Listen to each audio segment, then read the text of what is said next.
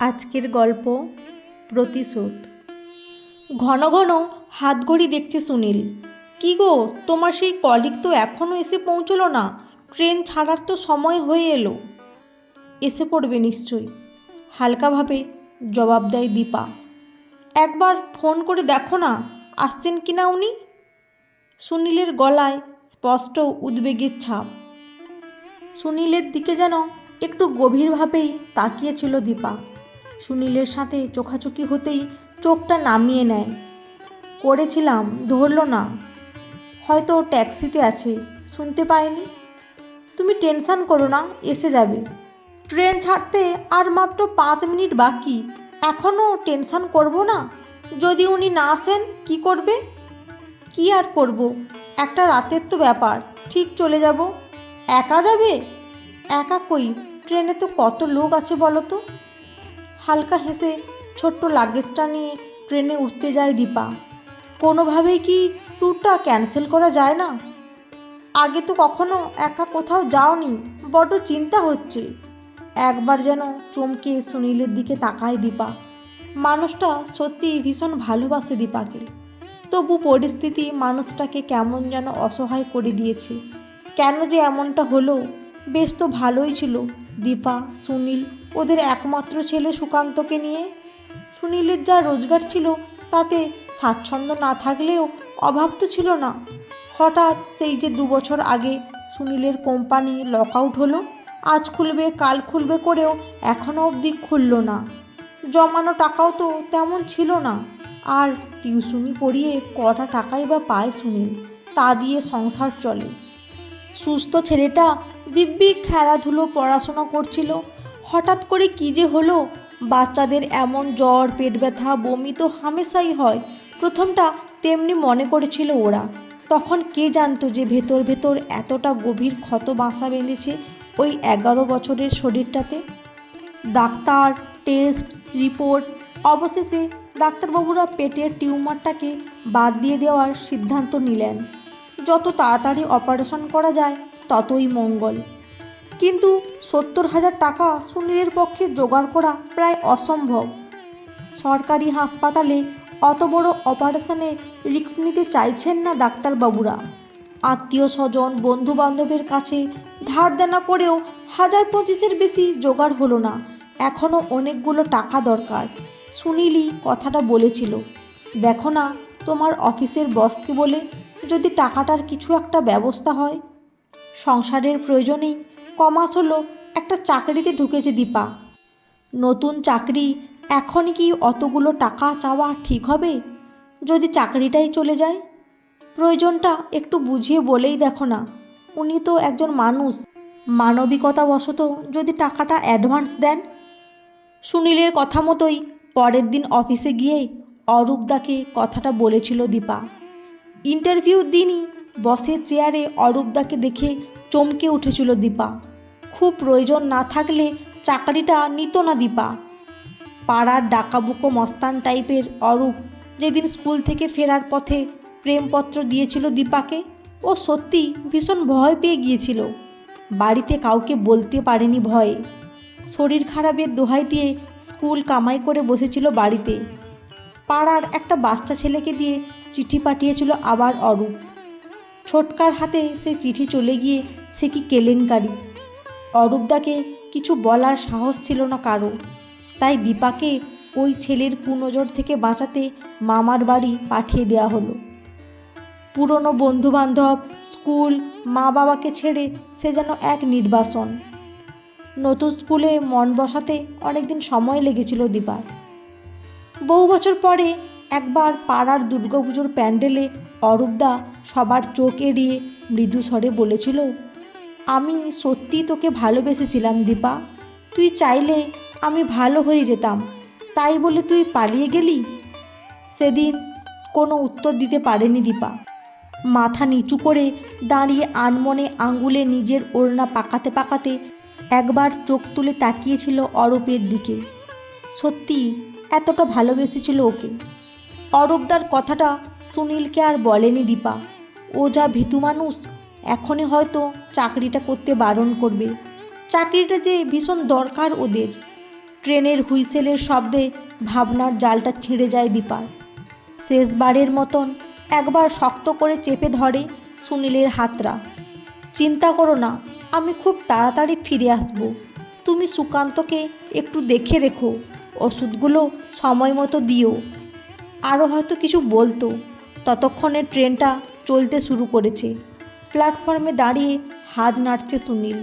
কি অসহায় লাগছে মানুষটাকে, নিজেকেও ভীষণ অসহায় লাগছে দীপার। এইভাবে নিজেকে শেষ করার সিদ্ধান্ত নিয়ে কি ভুল করলো? না হলে তো বাঁচাতে পারতো না ছেলেটাকে। নিজেকে শেষ করার যন্ত্রণাটুকু না হয় দাঁতে দাঁত চেপে সহ্য করে নেবে দীপা, তাতে ছেলেটার রোগ যন্ত্রণাটুকু তো লাঘব হবে। চিরকাল দ্বিতীয় শ্রেণীর কামরায় সফর করেছি, এই প্রথমবার বাতানুকূল প্রথম শ্রেণীর কামরায়। প্ল্যাটফর্মে দাঁড়িয়ে থাকার সময় আজ রাতে দীপার সহযাত্রী অরূপদাকে ট্রেনে দেখেছে দীপা। লম্বা প্যাসেজ ধরে এগিয়ে যায় নির্দিষ্ট কূপের দিকে। হালকা ঠেলা দিতেই খুলে যায় কূপের দরজা। ক্ষমা করো সুনীল, তোমাকে মিথ্যা বলে আসতে হলো আজ আমাকে। সত্যিটা জানলে কখনো আমাকে আসতে দিতে না তুমি। মনে মনে কথা কটা বলতে বলতে ভেতরে ঢোকে দীপা। সেদিন টাকার কথাটা বলতেই দিতে রাজি হয়ে গিয়েছিল অরূপদা। শুধু বলেছিল নিউ ইয়ারের দিন এলাহাবাদে ক্লায়েন্ট মিটিংটায় দীপাকে আসার অনুরোধ। 2 তারিখ ফিরে এসেই 50,000 টাকা দিয়ে দেবে বলেছে। যাতায়াতের ব্যবস্থা সব কোম্পানিই করবে। সব ইঙ্গিতটুকু বুঝেও না বোঝার ভান করে সম্মত হয়েছিল দীপা। একটা ফাইলে চোখ বোলাচ্ছিল অরূপদা। মাথা তুলে হালকা হেসে স্বাগত জানায় দীপাকে। নীল শিফন শাড়ি পরা বছর 40-এর দীপাকে যেন চোখ দিয়ে মেপে নেয় অরূপ। জানালার ধারটা ফাঁকা, নিশ্চয়ই দীপার জন্য। দীপা নিজের জায়গায় গিয়ে বসতেই অরূপ উঠে গিয়ে কূপের দরজাটা লক করে দেয়। লক করার সামান্য আওয়াজেই বুকের মধ্যে যেন রক্ত চলকে ওঠে দীপার। অরূপ ফিরে এসে আবার ফাইলে ডুবে যায়। উফ, নীরবতাও যে এতটা অস্বস্তিকর জীবনে প্রথমবার অনুভব করছে দীপা। চোখ ফিরিয়ে কাঁচের ওপারে রাখল দীপা। ওপারে আবছা চাঁদের আলো মোড়া পৃথিবী। সামনে কি পূর্ণিমা মনে করতে পারছে না দীপা। গতির কোনো শব্দ নেই, শুধু অনুভবে বোঝা যাচ্ছে ট্রেন এগিয়ে চলছে গন্তব্যের দিকে, আর দীপা চলেছে অজানার উদ্দেশ্যে। চা খাও তো? সামান্য কথাতেই চমকে ওঠে দীপা। ওর সম্মতির অপেক্ষা না করেই ফ্লাস্ক থেকে চা ঢেলে 1 কাপ এগিয়ে দিয়েছে দীপার দিকে। চা খেতে খেতে কথা বলে চলেছে অরূপ, সেই পুরনো দিনের কথা। গুন্ডামি মস্তানি ছেড়ে কিভাবে ধীরে ধীরে জীবনটাকে গুছিয়ে নিয়েছে সেই গল্প। একটা বকে যাওয়া ছেলের ঘুরে দাঁড়ানোর গল্প। হাসতে হাসতে দীপার সাথে প্রেমে পড়া, ওকে চিঠি দেওয়া, ভয় পেয়ে দীপার মামাবাড়ি চলে যাওয়ার কথাগুলোও বলেছে। কিছুতেই তবু যেন সহজ হতে পারছে না দীপা। একটা চোরা ভয় সিদ্ধারা বেয়ে ওঠানামো করছে সমানে।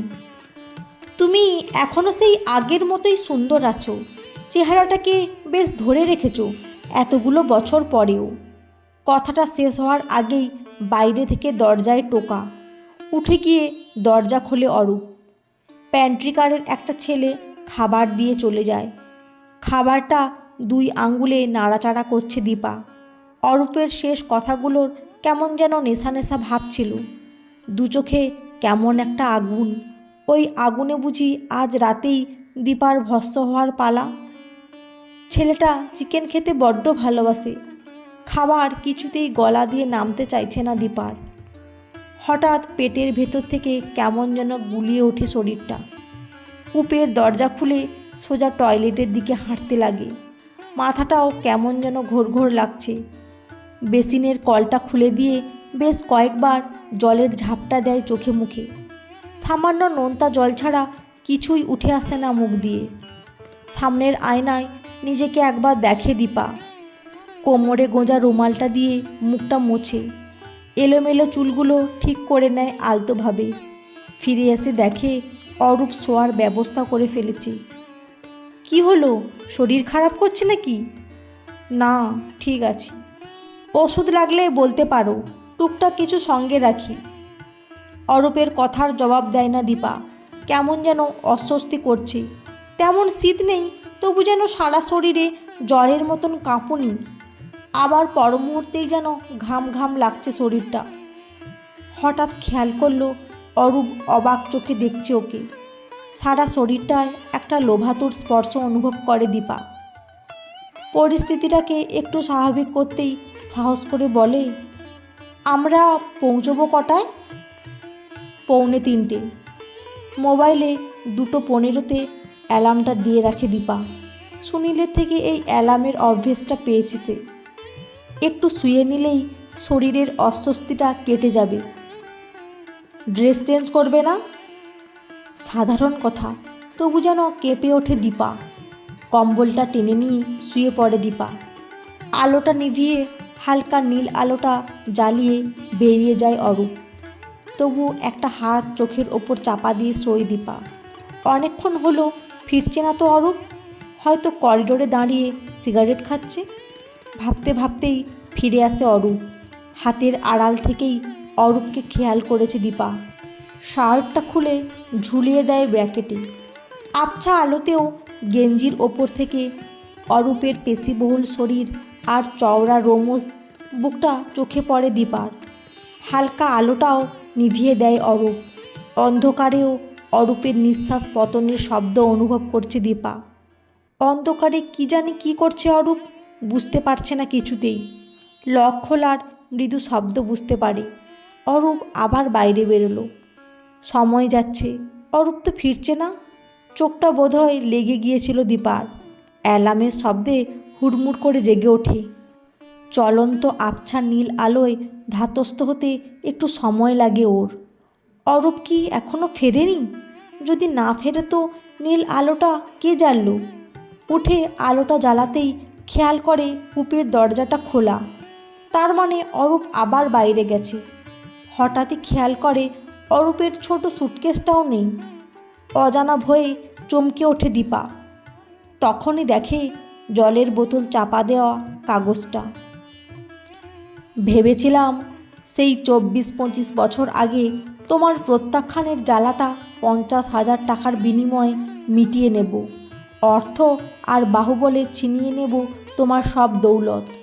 কিন্তু পারলাম না। আজও মনে হয় মনে মনে তোমাকে ভালোবাসি।